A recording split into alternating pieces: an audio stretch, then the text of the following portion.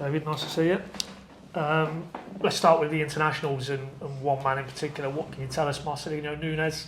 We can see from the Chile end that it looked like he picked up a bit of an ankle knock, but what's the feedback, prognosis?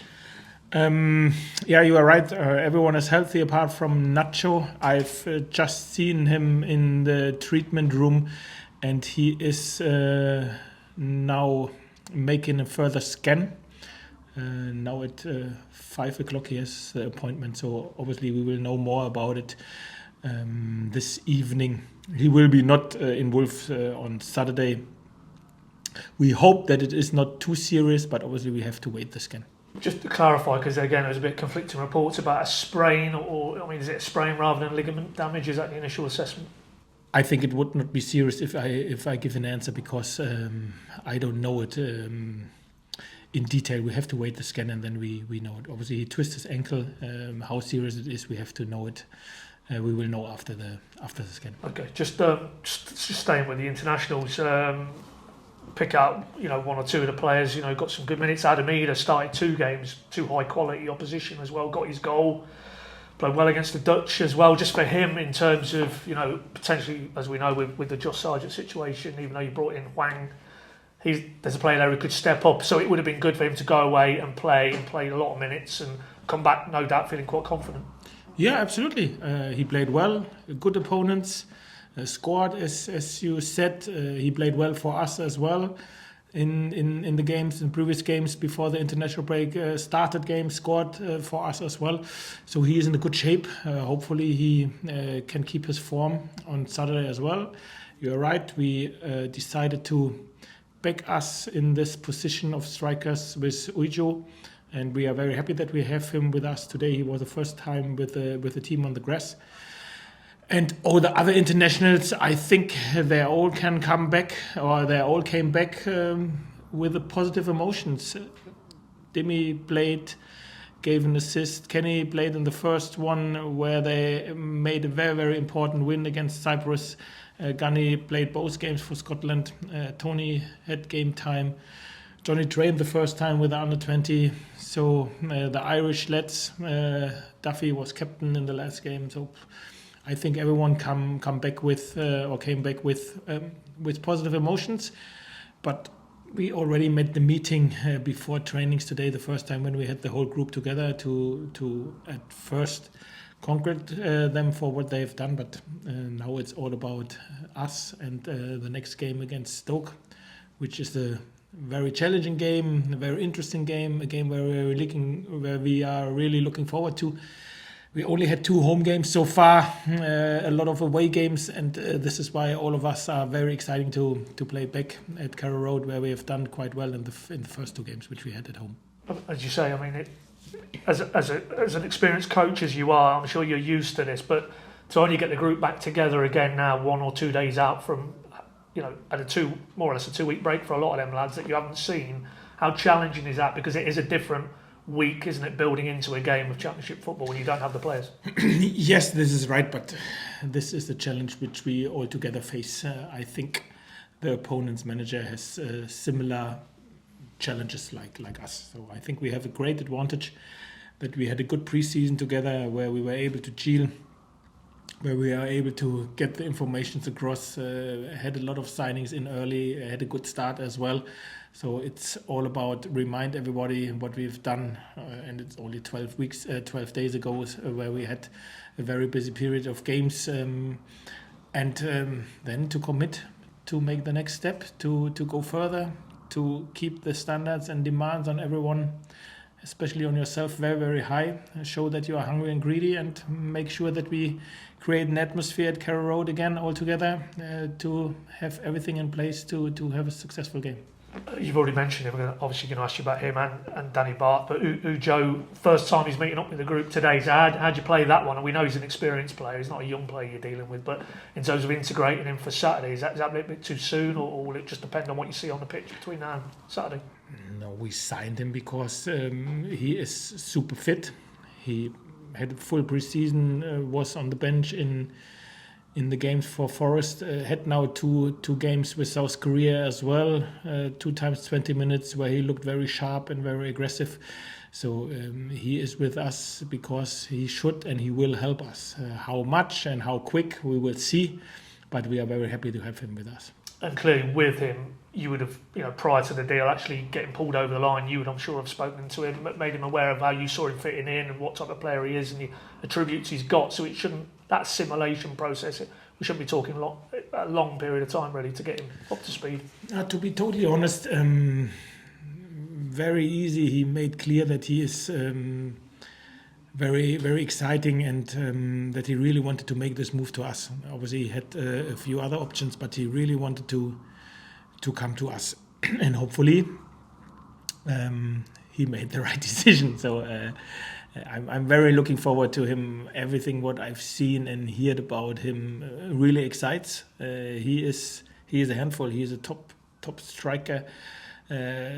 Good record in Europe when he played in France, obviously in South Korea as well, and he likes to prove a point that he can do it in England as well. So it's a little bit like the one or other signing which we have done in the summer as well.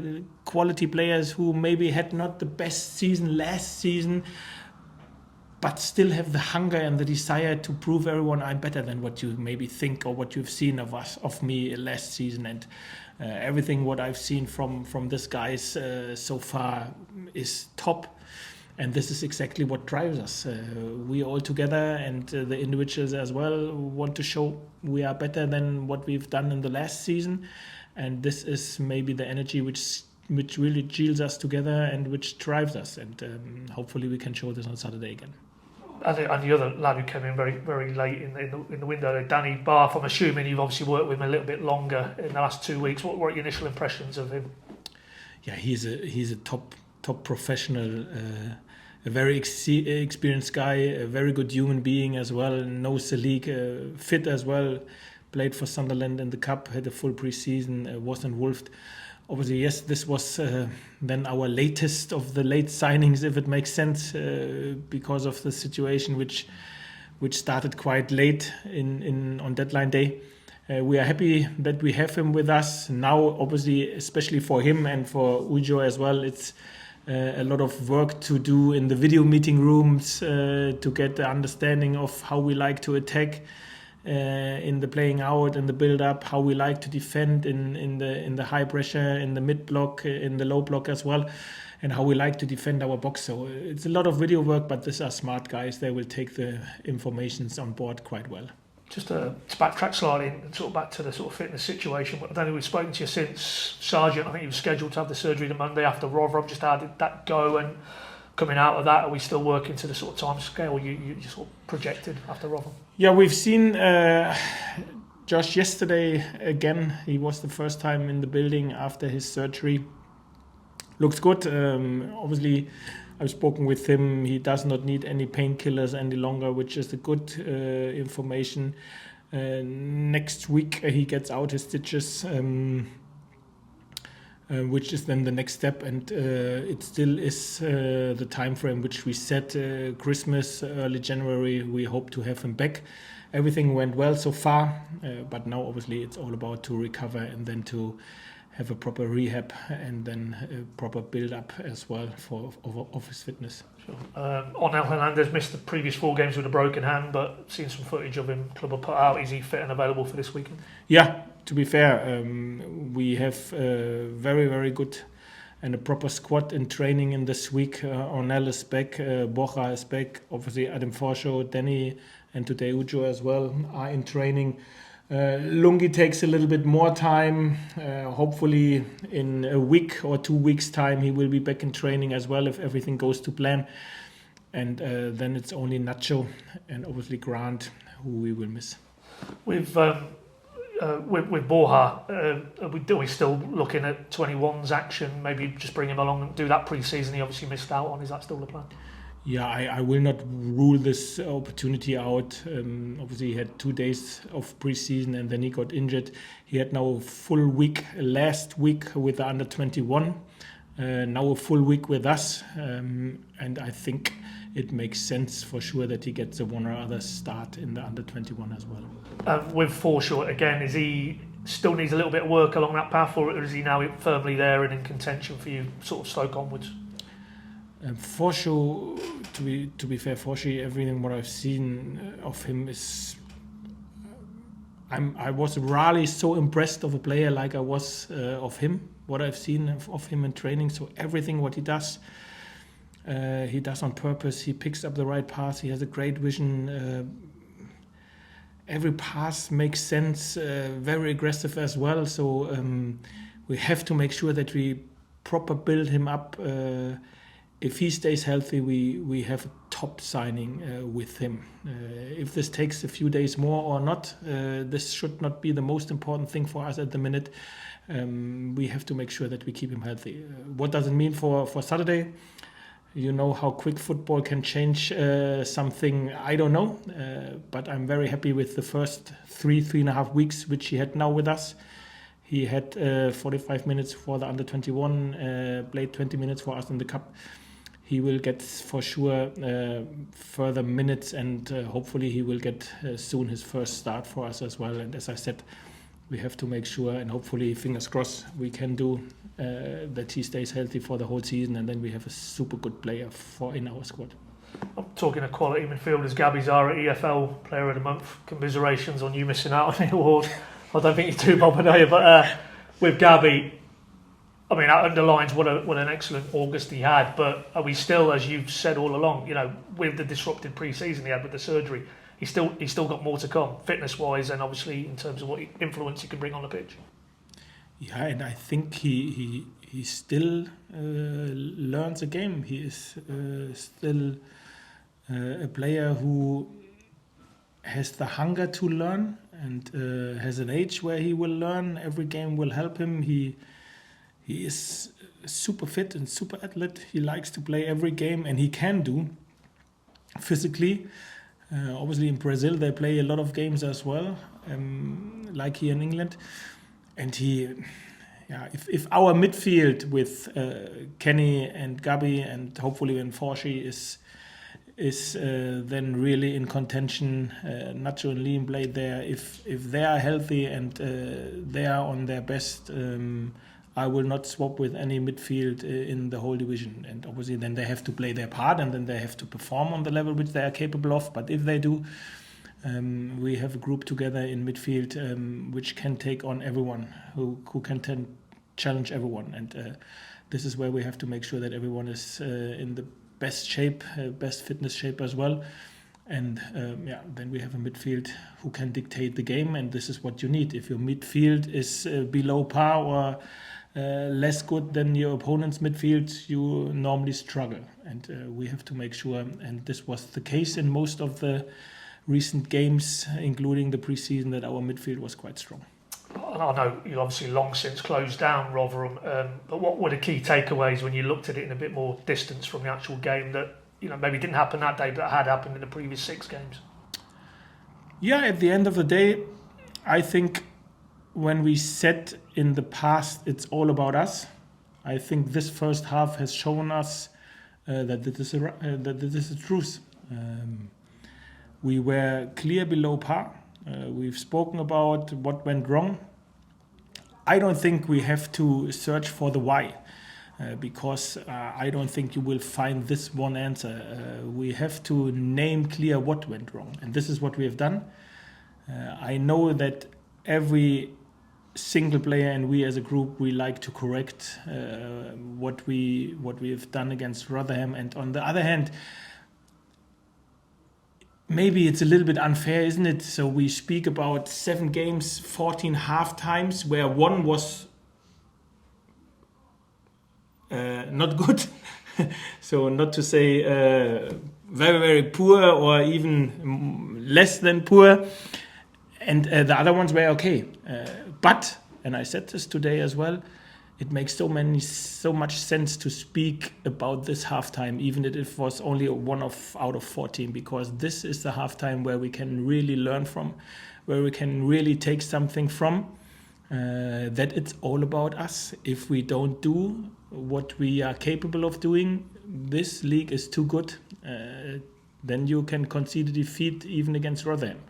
But if we do, and this is what we have shown in the first 6 games, what we are capable of, then this group is good. this group is good, and now it's on us which direction we like to go. And to be fair, this is not a serious question. Everybody knows the answer, and this is what really excites me, excites us to bring on Saturday, bring on the next opponent after this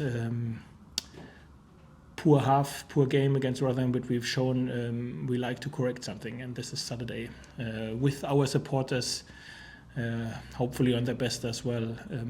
I have hope that we can perform again on a good level, on a high level, and hopefully have a good result as well. Yeah, just a couple more if I can. And as you say, Stoke is the next one. You've already said earlier on, it will be a complicated game. You look at them from afar: 2 wins and 3 defeats in the league. I think they signed about 18 players, spent money. You may be seeing that inconsistency in those early results, that when you bring in that amount of players, it is going to take time to gel. Absolutely. I totally agree with you. I think after Southampton, this is the team with the best individuals which we face now. The signings which they've done, the amount of money which they spend, I think this speaks for itself, what their aim is. But sometimes it takes a little bit time, and this is how it looks sometimes as well, and this is totally normal. It's super individuals which have to find each other, to gel together, and to play together as a team. When they do, then they play like they've done against Rotherham the 2 times, but sometimes you need a little bit time to get this consistency. So hopefully on Saturday we can make sure that they can't show what they are able to show as a team. As I said before, as the boys said, it's about us, and this is why we like to be focused on them, on us. But obviously, this is a talented squad with very talented players. Yeah, and as you say, it is different players to when you went there towards the end of last season. But that was a very tough game on the day. Gunny had to be very good that day, I recall. Alex Neil's teams, they will be very aggressive and put that physical challenge on you, irrespective of the quality they've got in their side. So where do you feel the areas that your boys need to be good this Saturday to get the result? Yeah, I think, to be fair, I think there are not a lot of secrets before this game. We know exactly what we will face. And I said this before, I think if we do our homework right, if we do our basics right, then I think we are a very, very uncomfortable team to play against. And this is what we have to show. We have to show on Saturday it's not enjoyable to play against us, because we have a group together, and this group, they can fight what they've shown in a lot of games, and they can play football. And this is exactly how we have to build up and start this game. First and foremost, make sure you're ready for the fight and for the hard work, for the defensive stuff, and then use your skills as a football player, the technical skills as well. And this group is able to produce both, and this is what we have to do on Saturday as well.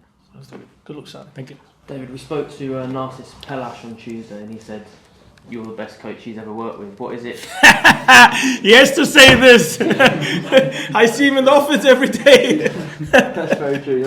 But what is it that works well between you and him? That maybe he was saying that just to please you, but if we pretend it wasn't that, then what is it that works so well between you and him? No, listen, I'm a manager now for 15 years, and as well as a manager, you always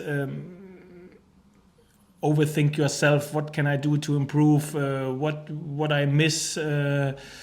What is the way or the person or the impulse which you search for to get better? And obviously you can visit other managers, you can watch games, go to trainings, change a little bit in your backroom stuff as well.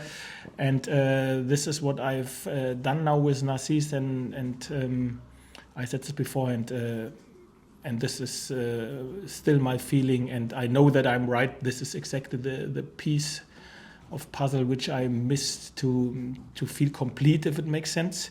He has so much positivity, energy, such a good understanding of how I see the game, if it makes sense. And I don't say I see it right, but it's so important to have someone on your side who sees the game with the same eyes, and then create the right ideas for training. And he's so energetic, likes to challenge himself, likes to challenge our players, which is quite important. And this is why he is exactly the piece which I missed around me in my backroom stuff in the last years. And this is why I'm very, very happy to have him. And I'm very, very lucky as well, because if you never worked with someone before, you only had a few interviews or meetings where you try to get him known as a person, as an individual. Obviously, you make some phone calls as well, but you never know before you worked with someone. So he is a big, big surprising package for me, because I never worked with him. But everything what I've heard and felt is the truth, and even 10 times better, to be fair. And that's not just because you have to say it. No, I would be very diplomatic in my answer if it would not be this the case, what I said. Okay, cheers, Dave. All right, thanks, chaps.